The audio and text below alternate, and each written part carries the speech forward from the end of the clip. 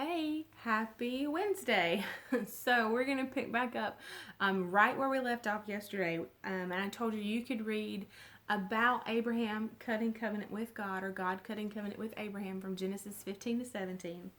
So now, in Genesis 15, God promised Abraham that his descendants would outnumber the stars and sands.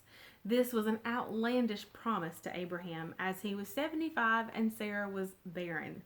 So Abraham says to God in Genesis 5:7, "How can I be sure that I will actually possess it?"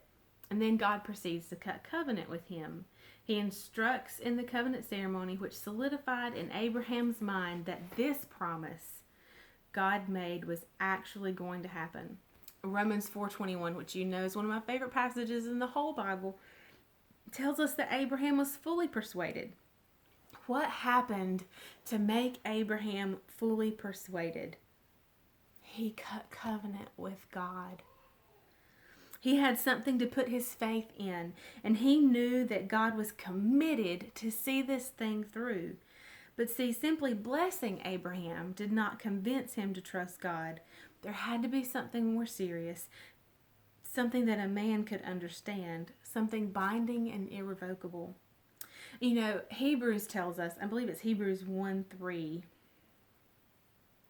Hebrews 1:3 says that God is upholding all things by the word of his power. And let's go there. I'll read it straight from the Bible instead of where I wrote it. But Hebrews 1:3. It says, "He is the sole expression of the glory of God, the light being the outraying or radiance of the divine, and he is the perfect imprint and the very image of God's nature, upholding, maintaining, guiding, and propelling the universe by his mighty word of power. When he had, by offering himself, accomplished our cleansing of sins and riddance of guilt, he sat down at the right hand of the divine majesty on high." That's good. We could read the whole book of Hebrews and just be really good.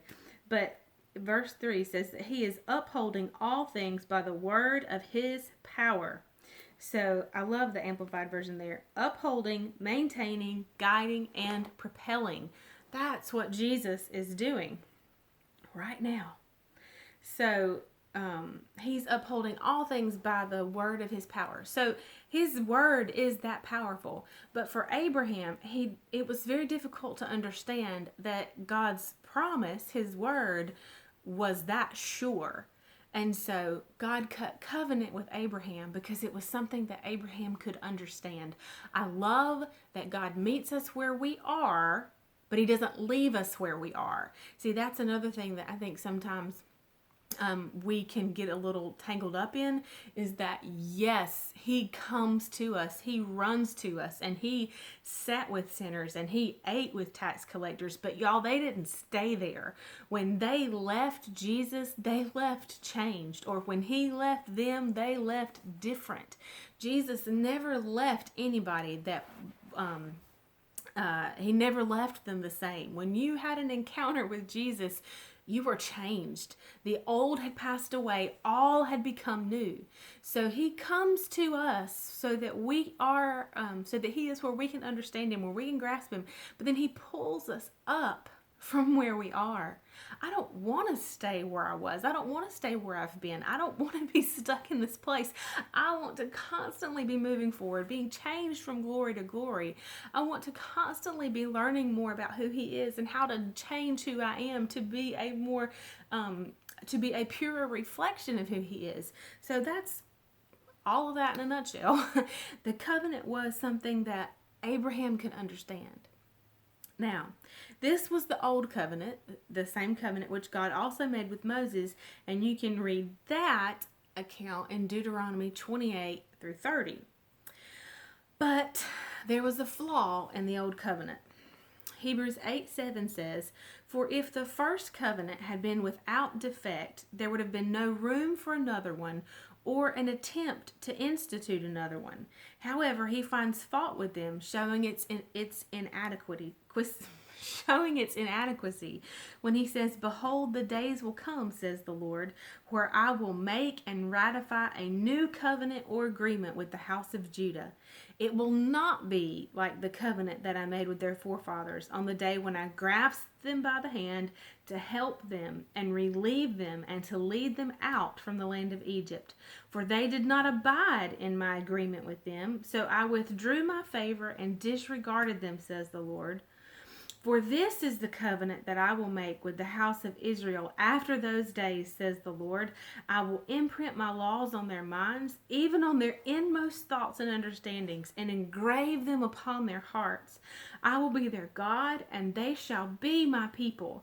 And it will never more be necessary for each one to teach his neighbor and his fellow citizens, or each one his brother, saying, perceive, know, and get acquainted by experience with the Lord, for all will know me, from the smallest to the greatest. For I will be merciful and gracious toward their sins, and I will remember their deeds of unrighteousness no more. When God speaks of a new covenant or agreement, he makes the first one obsolete, out of use. And what is obsolete and out of use is ripe for disappearance and to be dispensed with altogether. See, the flaw in the old covenant, in the Old Testament, testament would be another word for covenant. So we have the Old Testament or the Old Covenant and the New Testament, the New Covenant. See, the flaw in the Old Covenant was that it could be broken and cause cursing rather than blessing. The curse was never intended for mankind. Man was made to experience only blessing from God. That's the nature of Hesed.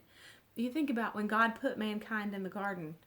The only thing in the garden was good. God saw and it was good. God saw and it was good. So, a new covenant had to be made, one with a man, but that man could not break. And the only way for that to happen would be for God to make the covenant with himself and let man in on it. So God came as a man. And we'll pick up here again tomorrow. Bye, y'all.